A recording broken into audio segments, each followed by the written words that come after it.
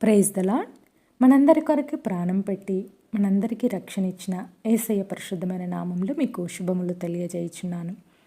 యెహోషువ గ్రంథము 7వ అధ్యాయము 21వ వచనము. దోపుడు సొమ్ములో ఒక మంచి షీనారు పై వస్త్రమును 200 తులముల వెండిని 50 తులముల ఎత్తుగల ఒక బంగారు కమ్మిని నేను చూచి వాటిని ఆశించి తీసుకొంటిని. ఇక్కడ ఆకాను గురించి మనం మాట్లాడుకుంటున్నాం.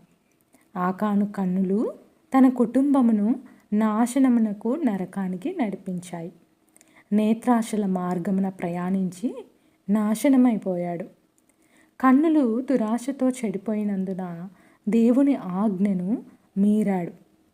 మరియు షీనారు దేశపు వస్త్రం బంగారు కమ్మిని చూచి ఆశించి దొంగిలించి తానును తన కుటుంబమును ఇశ్రాయేలీల చేత రాళ్ల చేత చావగొట్టబడ్డారు, అగ్ని చేత కాల్చివేయబడ్డారు.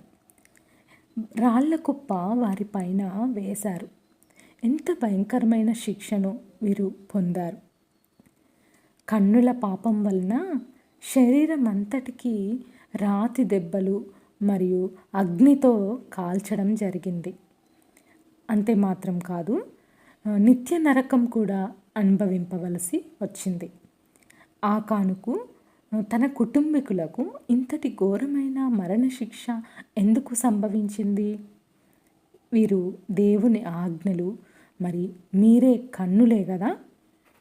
50 తులముల బంగారు కమ్మిని, షీనారు దేశపు మంచి వస్త్రమును తన కన్నులతో చూచినప్పుడు ఆకాను కంటిలో నిగ్రహ శక్తిని కోల్పోయాడు. కంటికి బంగారము వస్త్రమును అందంగా రమ్యముగా అత్యధిక విలువైనవిగా కనబడ్డాయి. తన కళ్ళకు అవి కనబడినప్పుడు దేవుని పరిశుద్ధ ఆజ్ఞలను ఏమాత్రం జ్ఞాపకం చేసుకోలేదు, భయపడను లేదు దేవునికి. దేవుడి వద్దను చెప్పిన వాటిని నీచముగాను అసహ్యముగాను చూడక, దేవుని ఆజ్ఞలను ప్రేమించక శాపగ్రస్తమైన వాటిని ప్రేమించాడు.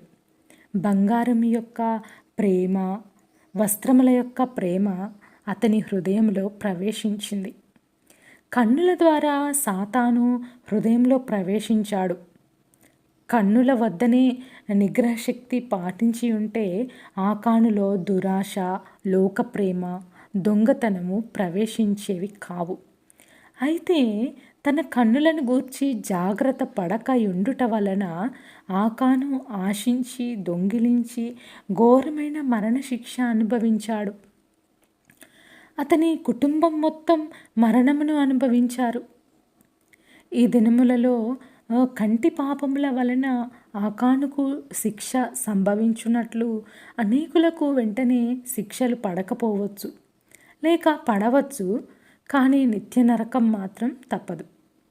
ప్రభువు రాకడకు ఎదురుచూచుచున్న వారు తమ కన్నులు ఏ విధంగా ఉన్నాయో అని ఆలోచించుకోవాలి. మన కన్నులు దేవుని ఆజ్ఞలకు బద్దులై ఉన్నాయా? ఎంతోమంది బంగారమును వస్త్రములను చూచి ప్రేమతో ఆశతో ధరించుకుంటున్నారు.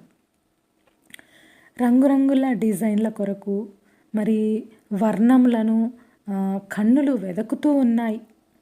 బంగారు ఉంగరముల కొరకు, గొలుసుల కొరకు కన్నులు వెతుకుతూ ఉన్నాయి. వాటి అందములను చూడాలని, చూచి వాటిని పొందాలనే ఇచ్చలు కలిగిన ఆకానులు కన్నులు గలవారు చాలామంది ఈ దినముల్లో ఉన్నారు. వస్త్రములు, బంగారముతో అలంకరణములతో తమను తాము అలంకరించుకుంటూ ఊహల పాపాలతో హృదయమును నింపుకుంటున్నారు. తమ కన్నుల విషయంలో దేవుని చిత్తము గూర్చి ఏమాత్రము ఆలోచింపక అలంకరణతో అందముగా ఉండి ఇతరుల కళ్ళు తమపై పడాలని కొందరు ఆశపడుతూ ఉన్నారు. ఈ విధంగా కన్నుల విషయంలో జాగ్రత్త లేకపోతే వస్త్రములను, బంగారమును చూచి పలు సమయాల్లో శోధింపబడడానికి ఆస్కారం ఉంది. సాతాను ఇటివారిలో ప్రవేశించి నాశన క్రియలు చేస్తాడు. కొందరు దురాశల వలన వస్తువులను దొంగిలిస్తారు. ఇంటిలో ఉన్నవారే కొందరు తమ వారి వస్తువులను దొంగిలిస్తారు. వారి కంటికి నచ్చిన వస్తువులు కనబడినప్పుడు వాటిని ఆశించి దొంగిలిస్తారు. ఈ విధంగా కన్నుల విషయంలో ఎంతోమంది దురాశలతో నడిపించబడి నాశనమైపోతున్నారు. కనుక ప్రభు బిడ్డలైన వారు పరిశుద్ధ ప్రమాణములకు లోబడి దేవునికి విధేయత కనపరచాలి. కన్నులకు సంబంధించిన దేవుని ఆజ్ఞలు ఏమి హెచ్చరించుచున్నాయని గ్రహించాలి. అప్పుడే దేవుని దీవెనలు పొందుకుంటారు. కొందరు పరుల సొమ్మును బంగారమును ప్రేమించి దాచుకుంటారు. క్రైస్తవ బిడ్డలనే అనేకులైన వారి కుటుంబాలలో నగల విషయంలోనూ ఖరీదైన వస్త్రముల విషయంలోనూ గొడవలతోనూ అల్లర్లతోనూ అశాంతితోనూ నిండుకొని ఉంటారు. అనేకులు తమ ఆత్మను శరీరమును కూడా నాశనం చేసుకుంటారు. ఎంతోమంది కక్షలు కలిగి ఉంటారు. ఈ పరిస్థితులు ఎందుకు కలుగుతాయి? సాతానుడు ఈ లోక సౌందర్యములను చూపించి నీలో ఆశలను ఆపేక్షలు కలిగించి నీ ఆత్మను చంపుటకు దొంగవలే ప్రవేశిస్తాడు. కనుక ప్రియ దేవుని బిడ్డ, నీ కన్నులు పరిశుద్ధత కలిగి ఉండునట్లుగా ప్రార్థించుకో. ప్రభువు నాకు పరిశుద్ధమైన వాటిని చూపించు అని ప్రార్థించాలి. ఆకాను తన కన్నులతో చేసిన పాపం వలన తాను తన కుటుంబమంతయు నరక యాతన అనుభవింపవలసి వచ్చింది.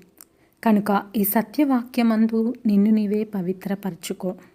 ప్రభువు నీకు సహాయము చేయునుగాక. ఆమెన్.